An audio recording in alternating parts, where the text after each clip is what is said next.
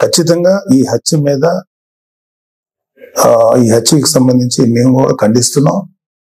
ఖచ్చితంగా ఎలాంటి వ్యక్తులైనా సరే, ఈ వెనకాల ఉన్న వాళ్ళు ఎవరినైనా సరే పట్టుకొని కోర్టుకు తీసుకెళ్లి శిక్షించాలని మేము కోరుకుంటున్నాం. అయితే ఇంకొక విషయం ఏంటంటే, గంజాయి ఇన్ఫ్లుయెన్స్ తో కూడా ఉండుంటది ఎవడైతే చంపాడు అని కూడా బయట ఉంది. సో ఇలాంటివన్నీ రకరకాల వెర్షన్స్ వస్తున్నాయి.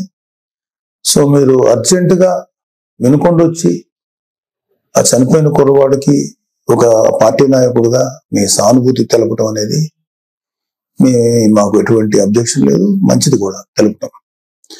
కాకపోతే మీరు దాన్ని రాజకీయ రంగు పోలిని ఇంకా గట్టిగా నెల 10 రోజులు కూడా కాకుండానే, ప్రభుత్వం ఏర్పాటు అవ్వకుండానే మీరు రకరకాల విమర్శలు చేసి అక్కడికి వెళ్ళి జగనన్న పథకాలు, జగన్ మామ, ఇంకా ఎంతకాలం మీరు ఇలాంటి మాటలు మాట్లాడతారు? అధికారం ఉన్నప్పుడు నటించారు, అధికారం పోయినప్పుడు నటిస్తున్నారు. నటనల మీద పరిపాలన సాగదు. ఈ విషయం ఇప్పటికే మీకు అర్థమై ఉండాలి, మీ వైసీపీ నాయకులు కూడా అర్థమై ఉండాలి.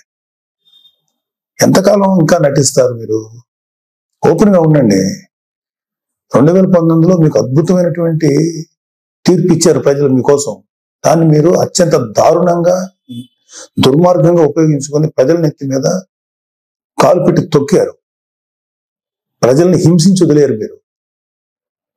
మీ పరిపాలనలో సామాన్యులు సైతం భయపడ్డారు.